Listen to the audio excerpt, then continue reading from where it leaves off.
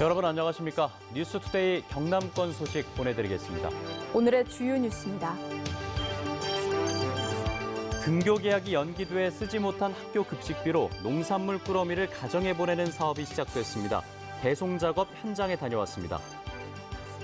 농민들이 농산물 가공 판매에 나서고 있습니다. 지역 농산물을 대량 소비할 수 있고 부가가치도 높일 수 있기 때문입니다. 개발 호재가 있다는 말만 믿고 투자했다가 부동산 업자를 고소하는 일이 늘고 있습니다. 투자를 권유한 땅을 가봤더니 개발 제한 구역이거나 문화재 보전 구역이었습니다. 섬진강의 유량 감소와 바다화 피해가 심해져 최근엔 적조 현상까지 나타나고 있습니다. 환경당국이 섬진강 염해 조사를 하고 있습니다. 그동안 등교 개학이 연기되면서 급식 재료를 납품하던 농가들이 힘겨운 시간을 보내왔습니다. 이를 해결하기 위해 나온 아이디어가 농산물 꾸러미 보내기 사업인데요. 경남에서는 어제부터 작업이 시작됐고 도내 37만여 명의 학생 가정은 이달 안에 친환경 농산물을 받게 됩니다. 김태석 기자가 보도합니다. 경남의 친환경 농산물이 농협농산물 물류센터에 도착하자 각 라인마다 꾸러미에 넣는 포장 작업을 바쁘게 진행합니다. 친환경 쌀, 감자, 버섯, 깐마늘, 파프리카를 비롯해 13개 품목 3만 원어치를 담았습니다. 도착 직전에 수확해 신선도가 높지만 기온 상승에 대비해 아이스팩을 넣었고 농산물 소개와 영양 교육 자료도 동봉해 바른 식생활을 돕도록 했습니다. 농산물 꾸러미는 도내 초중고학생 37만여 명의 가정에 곧바로 배달됩니다.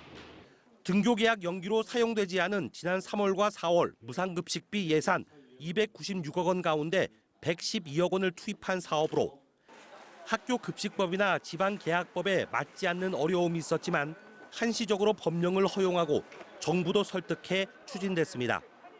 다시 이런 상황이 좀 더 길어지면 아마 이 꾸러미 사업을 한 번 더 시행하는 것도 저희들은 적극적으로 생각할 것이고요.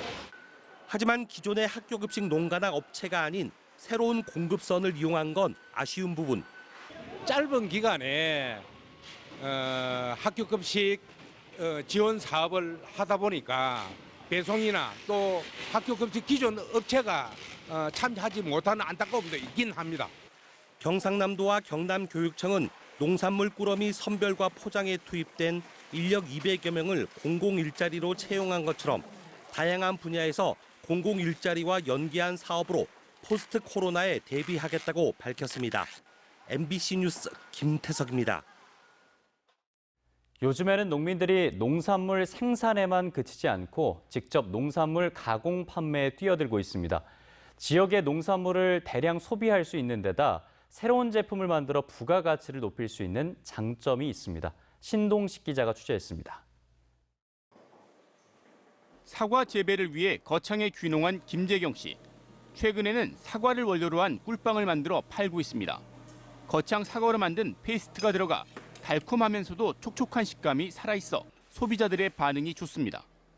재료는 대부분 지역에서 생산한 제품을 사용해 지역 농산물 소비에도 도움이 됩니다. 저희들이 큰 기업으로 성장해서 지역에 일자리도 창출하고 농산물도 열심히 소비를 해서 지역을 홍보할 수 있는 그런 대표 상품이 만들어졌으면 좋겠습니다. 김 씨의 사례처럼 최근 들어 농산물을 가공해 부가가치를 높이는 농가들이 늘어나고 있습니다. 거창군 농산물 가공 지원센터에서는 145명의 농민이 거창 농민 가공조합을 설립해 음료와 잼, 제과와 제빵, 분말과 반찬류 등 30여 개 제품을 생산하고 있습니다. 매출도 지난 2018년 6천만 원에서 지난해 3억 3천여만 원으로 크게 늘었습니다. 농산물 가공에 대한 농민들의 높은 관심은 자연스레 창업으로 이어지고 있습니다. 기술을 습득하고 그리고 만든 상품을 판매해 봄으로써 소비자를 확보하고 그래서 스스로 자립할 수 있게끔 하고요. 그리고 어느 정도 소비자를 확보했을 때는 창업에까지. 농산물 가공센터에서 만든 제품은 오늘 자람 상표로 판매됩니다. 오늘 자란 신선한 농산물로 만들었다는 차별화된 의미를 담고 있습니다. 현재는 지역 로컬 푸드 판매장에서 주로 판매되지만 학교 급식 같은 공공 분야로 판로를 넓혀가고 있습니다. MBC 뉴스 신동식입니다.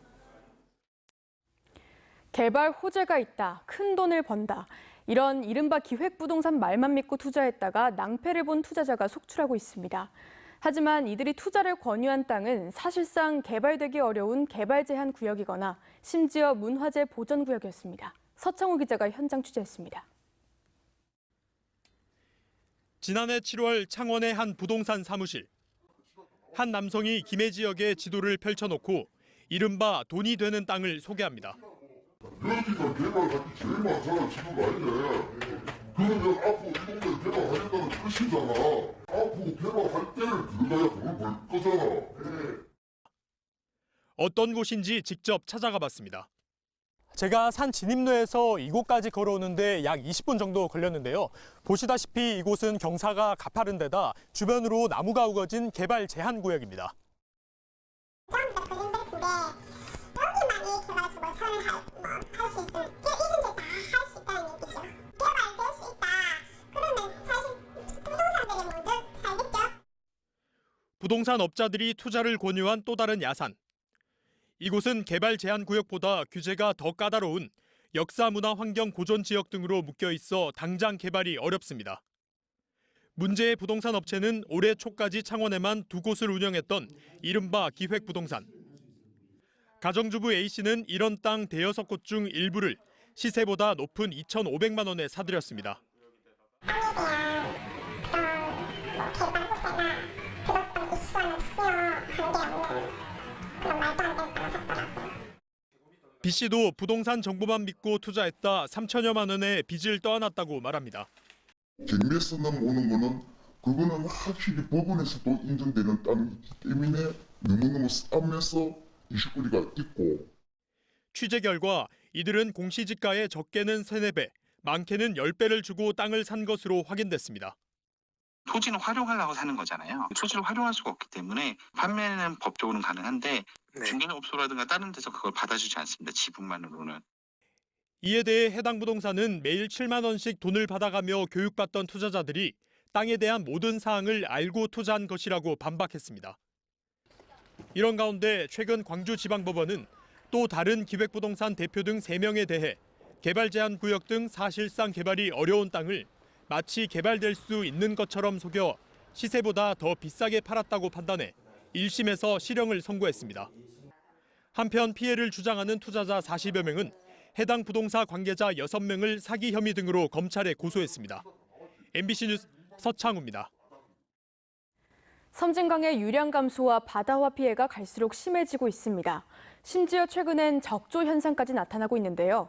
환경당국이 섬진강 염해 조사를 하고 있는데 이번엔 실효성 있는 대책을 내놓길 주민들은 바라고 있습니다. 보도에 이준석 기자입니다. 섬진강 바닥이 모래대신 펄로 뒤덮였습니다. 밀물때 바닷물에 섞여 역류했다 쌓인 겁니다. 상류에서 물이 많이 내려오니까 막 쌓이는 거예요, 이게. 모래에 사는 제첩이 줄어들 수밖에 없습니다. 아무리 뭐해도 하루 나가면 한 3푸대 뭐 이렇게 잡는데 오래 가보니까 1푸대 정도 뼈도. 바닥에는 펄이 쌓이고 파래가 자라는 이곳 섬진강을 주민들은 섬진해라고도 부릅니다. 하동읍 지점 섬진강의 염분은 제첩 서식의 적정 농도를 웃돌고 있습니다. 최근에는 바다처럼 적조 현상까지 나타나고 있습니다. 지난달 말 섬진강인데 푸른 강물이 검붉게 변했습니다. 4월 중순부터 말갱 되면은 이 적조 현상이 막 올라옵니다. 섬진강을 따라 올라가 봤습니다. 더 넓게 형성된 모래톱은 나무와 풀이 무성한 초원으로 변했습니다. 홍수기 며칠을 빼면 1년 내내 물이 흐르지 않아 모래톱이 육지화한 겁니다. 상류의 댐들이 본류 대신 다른 곳으로 대부분의 물을 보내면서 섬진강 유량이 줄어든 탓입니다. 그나마 내려온 물은 다합 치수장에서 하루 40만 톤씩 광양 지역 용수로 치수합니다. 섬진강 유량 감소와 피해가 어제 오늘의 일이 아니지만 대책은 나오지 않고 있습니다. 그나마 물 관리가 환경부로 일원화되면서 섬진강 염해와 대책 연구조사가 지난해부터 진행되고 있습니다.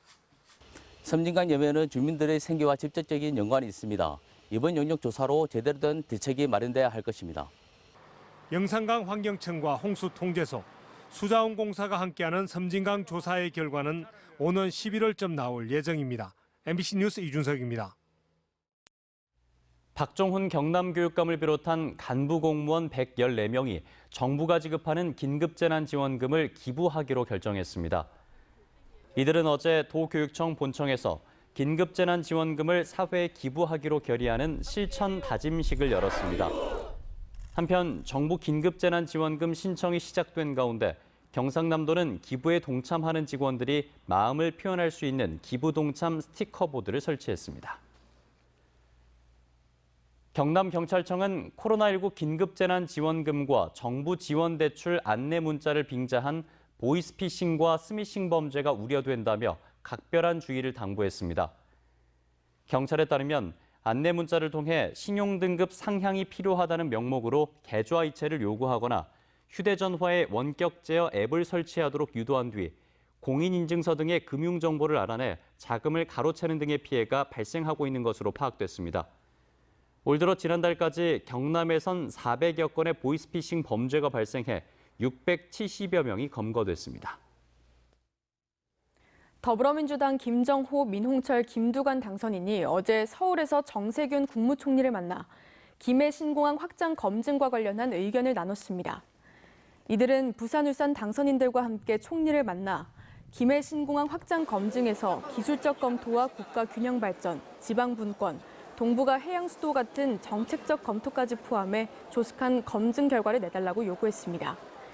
이에 정 총리는 투명하고 객관적으로 검증하고 있으며 정치적 개입은 절대 없다는 기본적인 원칙을 밝혔다고 전해졌습니다. 진주시가 코로나19 여파로 임시휴관에 들어갔던 문화시설을 어제 재개관했습니다.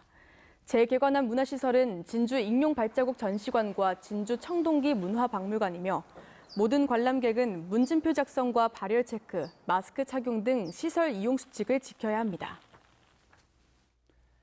창원시가 동일 생활권인 김해시와 함안군을 포함한 2040년 창원권 광역도시계획을 수립한다고 밝혔습니다. 광역도시계획은 법률에 근거해 20년 단위로 수립하는 도시계획 체계상 최상위 계획으로 인공지능과 수소에너지 등 스마트 산업과 제2신앙에 필요한 시설을 반영해 내년에 마무리할 예정입니다. 부마 민주항쟁 명예회복 및 보상법은 국회 상임위원회를 통과했으나 창원 특례시 승격을 포함한 지방자치법 전부 개정안은 통과되지 못했습니다. 국회 행정안전위원회 법안심사소위원회는 올해 12월 23일 만료되는 부마 민주항쟁의 진상규명 조사 기간을 2년 더 연장하는 내용의 개정안을 처리해 행정안전위원회 전체 회의로 넘겼습니다. 그러나 창원 특례시 승격을 포함한 지방자치법 전부 개정안은 제대로 논의하지 못하고 다음 국회로 넘기게 됐습니다.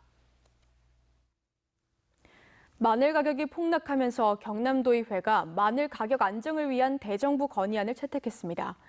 도의회는 건의안에서 정부의 비축 수매 물량을 10,000톤에서 35,000톤 이상으로 높이고 수매 가격도 생산비가 보장되도록 결정했으며 수입 김치와 수입 가공 마늘에 대한 근본 대책을 수립하라고 촉구했습니다.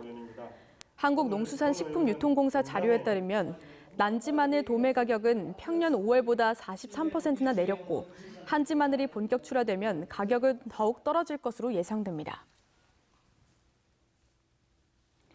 하동녹차연구소가 고품질 말차 생산과 수출을 위해 자체 연구한 순차적 이중 차광재배 기술을 특허 출원하고 차광재배를 본격 시작합니다. 순차적 이중 차광재배 기술은 75%의 차광망을 2.5m 높이에 설치해 15일간 햇빛을 막고 그 아래 95%의 차광망을 이중으로 설치해 7일간 빛을 막는 방식입니다. 경남교육청의 역점 사업인 미래교육 테마파크의 설계 공모 당선작이 선정됐습니다. 당선작은 교육의 내일, 미래교육의 확장, 교육가족의 생각 등 3개의 공간이 서로 연결되도록 설계됐습니다. 의령군 의령읍에 들어서는 미래교육 테마파크는 올해 행정 절차를 마무리하고 내년에 착공해 2022년 완공할 예정입니다. 김해 도시개발공사가 지난해 영업수익 475억 원, 당기순이익 15억 원을 기록해 2014년 공사 창립 이후 처음으로 3년 연속 흑자를 달성했다고 밝혔습니다. 김해 도시개발공사는 부채 비율도 80.55%로 행정안전부 부채 기준인 200%에 훨씬 밑도는 수치로 안정적인 비율을 유지하고 있다고 덧붙였습니다. 수요일 뉴스투데이 경남 저희가 준비한 소식은 여기까지입니다. 함께해 주신 여러분 고맙습니다.